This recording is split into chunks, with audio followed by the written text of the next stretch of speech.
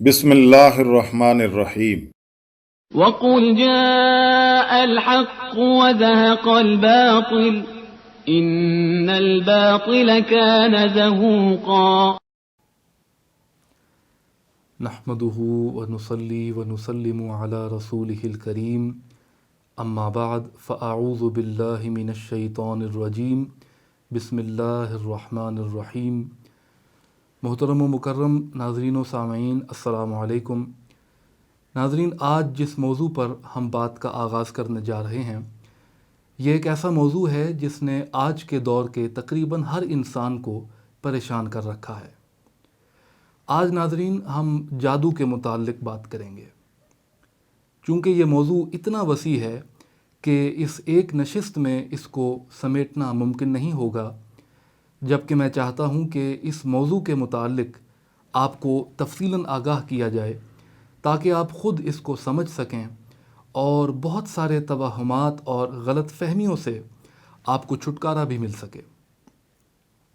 پھر ناظرین، آج کل بہت سے لوگ جہالت یا دین سے دوری کی وجہ سے جانتے ہوئے یا نہ جانتے ہوئے ایسے شیطانی عملیات میں ملوث ہو جاتے ہیں جو جادو کے زمرے میں آتے ہیں۔ جھوٹے عاملین جو کمزور ایمان رکھنے والے لوگوں کو اپنے جال میں پھنساتے ہیں اور ان سے پیسے لے کر نہ جانے کیا کیا کفریہ کام کرواتے ہیں۔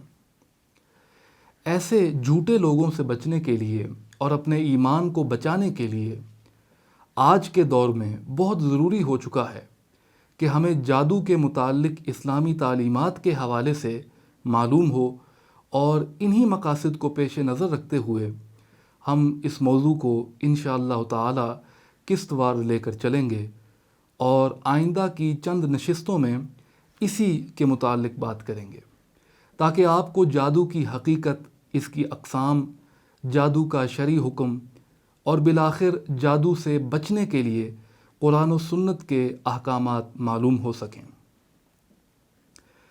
ناظرین، بہت سے لوگ تو واقعتاً اس تکلیف میں مبتلا ہوتے ہیں، یعنی جن پر فی الحقیقت جادو کا عمل کیا گیا ہوتا ہے، لیکن اکثریت ایسے لوگوں کی ہوتی ہے جو اس وہم کا شکار ہو جاتے ہیں کہ ان پر کسی نے جادو کر دیا ہے، جبکہ ممکن ہے کہ ان کو کوئی جسمانی مرض لاحق ہو۔ بالخصوص یہاں دربار عالیہ گولڑہ شریف پر بھی تقریباً ہر روز ایسے لوگ آتے ہیں جو اپنے آپ کو جادو اور جنات کے اثر میں بتاتے ہیں، جن میں سے کچھ کو تو واقعی یہ تکلیف ہوتی ہے اور دربار شریف پر حاضری کے بعد اللہ تعالیٰ انہیں شفا یاب بھی کر دیتا ہے، لیکن ان میں سے اکثر لوگ، جیسا کہ میں نے پہلے کہا، یعنی ایسے ہوتے ہیں جو ذہنی تکالیف کا شکار ہوتے ہیں اور ان پر کسی جن کا سایہ یا جادو نہیں ہوتا، لیکن وہ لوگ اس حقیقت کو تسلیم ہی نہیں کر سکتے کہ انہیں کوئی نفسیاتی تکلیف ہے، اور ان کی دلی تسکین تب تک نہیں ہوتی جب تک آپ یہ نہ کہہ دیں کہ ہاں بھئی، تم پر واقعی جنات کا سایہ ہے اور تم پر کسی نے بہت سخت جادو کیا ہے۔ ایسے لوگوں کو چاہیے کہ وہ کسی اچھے ڈاکٹر سے اپنا نفسیاتی علاج کروائیں، کیونکہ غالب امکان یہی ہے کہ انہیں کوئی ذہنی مرض لاحق ہے اور جادو کا اثر نہیں ہے۔ تو ناظرین، آئیے ہم سمجھنے کی کوشش کرتے ہیں کہ جادو کا معنی کیا ہے، اس کی حقیقت کیا ہے، اور کیا واقعی لوگوں پر جادو ہوتا ہے یا یہ ایک غیر حقیقی اور افسانوی چیز ہے۔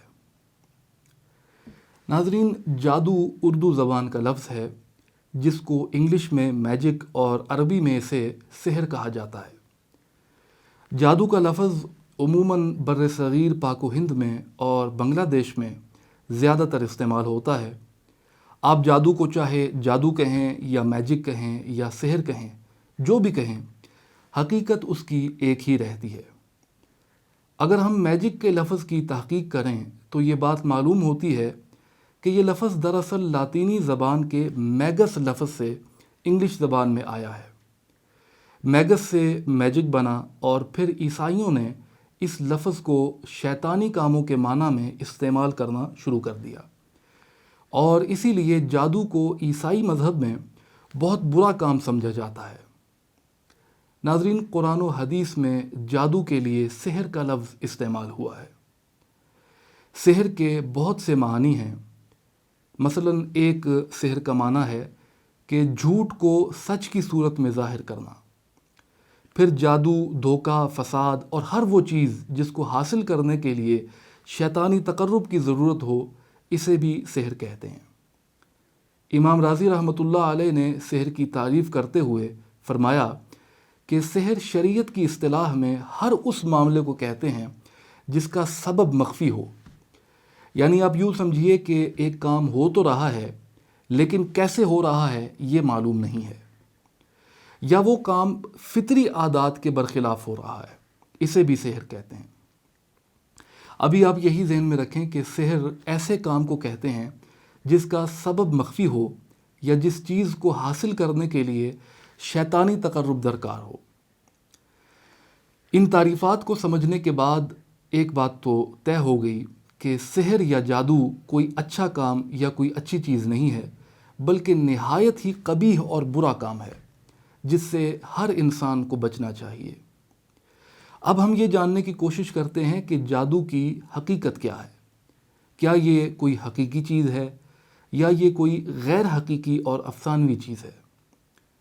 تو ناظرین، اس کا جواب یہ ہے کہ جادو ایک حقیقت ہے، اور اس حقیقت کے ہونے پر ایمان لانا ہر مسلمان پر واجب ہے، کیونکہ اس کا ذکر جا بجا قرآن و حدیث میں ہمیں ملتا ہے۔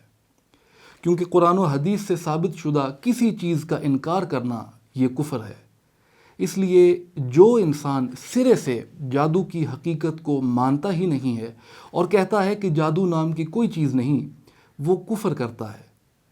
لہٰذا یہ بات سمجھ لینی چاہیے اور اچھے طریقے سمجھ لینی چاہیے کہ جادو ایک مسلمہ حقیقت ہے، اور اس حقیقت پر ایمان لانا ہر مسلمان پر واجب ہے۔ امام نووی رحمۃ اللہ علیہ اس متعلق فرماتے ہیں کہ جادو کے متعلق صحیح تر بات یہ ہے کہ جادو ایک حقیقت ہے، اور بیشتر علماء اسی بات کے قائل ہیں، اور کتاب اللہ اور سنت رسول سے بھی یہی بات واضح ہوتی ہے۔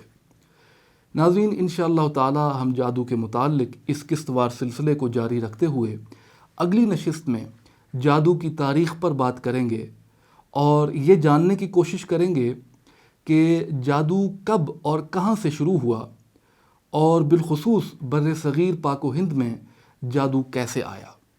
دعا ہے کہ اللہ تعالی ہم سے راضی ہو اور ہمیں نیک کام کرنے کی توفیق عطا فرمائے، اور ہمیں شیاطین کے شر سے محفوظ رکھے۔ آمین۔ وما علینا الا البلاغ المبین۔